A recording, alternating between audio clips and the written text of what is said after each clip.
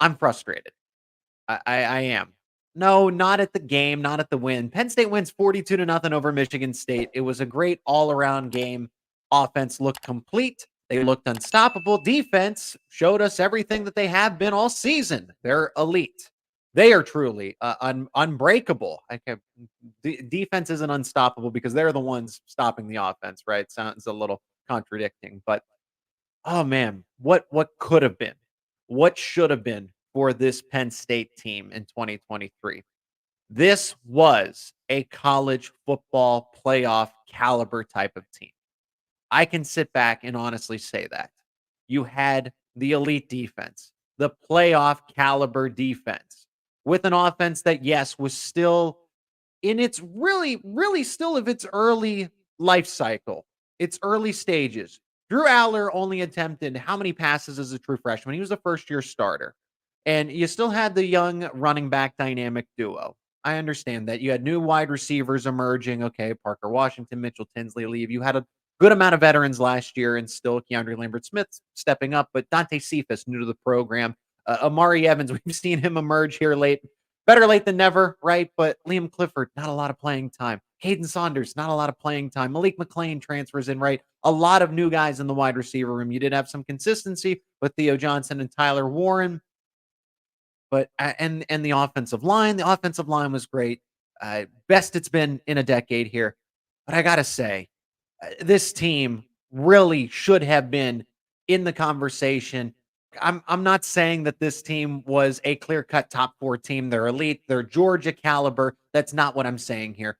But I look at all of the one-loss teams, whether that's Louisville, Texas, Oregon, right? Those schools, Penn State, if they had everything clicking and they had figured it out, I mean, that's why you do it in the season because you're supposed to prove if you have it or if you don't have it. I get it, but the potential was there. That's why a switch at offensive coordinator was made, was needed, was justified. I'm not saying this is all on Mike Yurcich. And Michigan State is not a good football team this year. The program, it sounds like they're going to get the Oregon State head coach, but that's a different conversation for a different time when we have plenty in the offseason to talk about it, right? But I can't help but look at this team and the way that they performed all season long against Iowa. They blew out the opponents. It's not like other than Indiana, they really didn't play a lot of close games that they shouldn't have. They won the way that they were supposed to in all of the other games except Ohio State and Michigan. What paid me the most watching this game was that graphic they put up of James Franklin at the Thanksgiving table.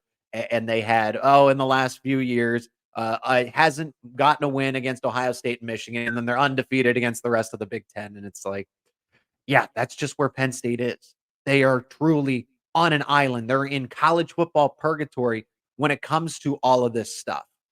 And as I sit back, it just makes me wonder how good this team actually could have been because you have the talented quarterback. It's crazy to think when Drew Aller has time to go through his progressions, to sit back, has the running game to take some of that pressure off of the passing game, that he's able to sit back, really have clean mechanics and pick apart a defense. And his receivers are getting open. You notice how Penn State Drew Aller threw it to so many different players in the offense today. It wasn't just condensed to Theo Johnson, Tyler Warren, and Keandre Lambert-Smith. He targeted KLS. He targeted Cephas, Johnson, Warren, Amari Evans, Singleton, Allen. It didn't matter. He was throwing the football all over the place, and it was great to see. Where was that all season? I understand the caliber of the opponent, but it's not like we saw that against West Virginia or saw that AS Delaware to an extent, right? UMass, because those games ended up finishing in blowouts too. And I'm not sure. Nicholas Singleton, right? Getting the ball quickly on essentially what is a bubble screen to that point. Not really, but it's just a stop, catches, waits for his blocking, gets into open space. The concepts, the things that Penn State fans, that myself on this show were talking about all season long. Look, I'm not saying it's easy to be an offensive coordinator, a quarterback at any level of football, high school, college, NFL, you name it, okay?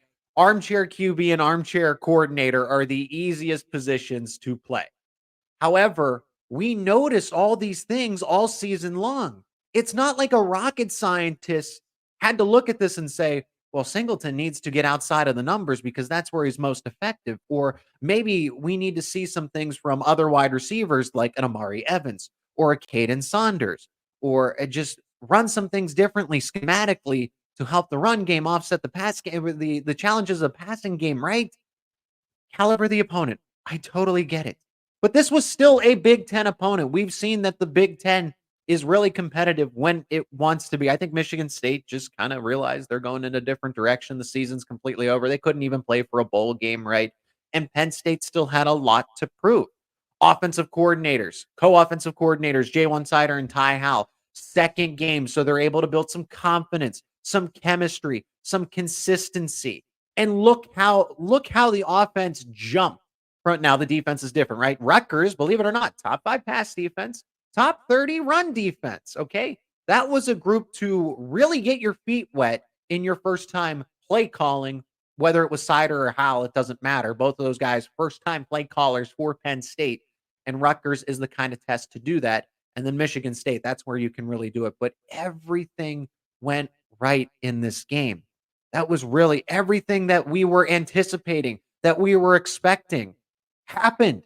It did. It happened from start to finish for Penn State. Sure, a little bit of a slow start in the first half, right? The first half, but the yards were there. They just weren't finishing drives. They were doing everything up to the point until crossing the finish line. But I can't help think that Penn State missed out on a significant opportunity. Now, credit where credit's due because Michigan and Ohio State both got better too this season. I don't think that's the issue here.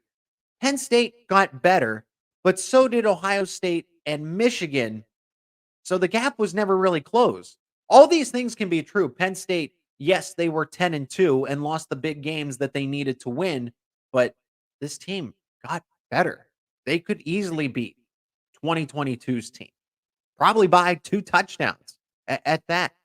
And yes, a lot of that weighs on the defense, right? The defense being as elite as it is, but it got better from a season ago. I think once the offense now looking comfortable, once it finally figured itself out, but that's why you do it in this 12-game frame with the playoffs on it. You have to do it. You can't say, well, in the offseason, they're going to figure it out. No, you have to be able to do it in the season. I get that. I just can't help but think of all the what ifs. And it frustrates me, and I know it frustrates a lot of the Penn State fan base. Aside from going 10-2 and settle what feels like them settling in a New Year's Six bowl, it's not all on Mike Yurcich. It's not. There were issues with the wide receivers. The run game wasn't going the way that it should have been. Drew Aller didn't make a lot of mistakes. A fumble and interception, that's pretty good for a first-year starter, but was also very risk averse. Something that I would criticize for is that even though he had the time in the pocket against Michigan State, in other games, he was very quick to move off of his first progression. We say, oh, Drew Aller's so great and veteran-like because he goes through his progression. Sometimes he goes through them a little too quickly. He has to wait for those guys, those routes to develop, for those guys to get open. And sometimes he doesn't do that. Besides the point, it was all on the offense this year. And that is why a change was made. Penn State has a lot of things hinging on what direction they go in the offseason because that can make or break a 2024 team that, yes, I'll start this now, has a lot of potential and will most likely make the college football playoffs since they are going to a 12-team slate. I just can't help but sit back and it'll be like that. Hindsight's 2020. Hindsight is 2020. We know that, but it doesn't do a lot of justice because I know that this team was a college football playoff caliber type of team. They should have been at least a one-loss team in the conversation, like a Louisville, like a Texas, like an Oregon. That is my point. Are they an unbeatable team, juggernaut like a Georgia? No.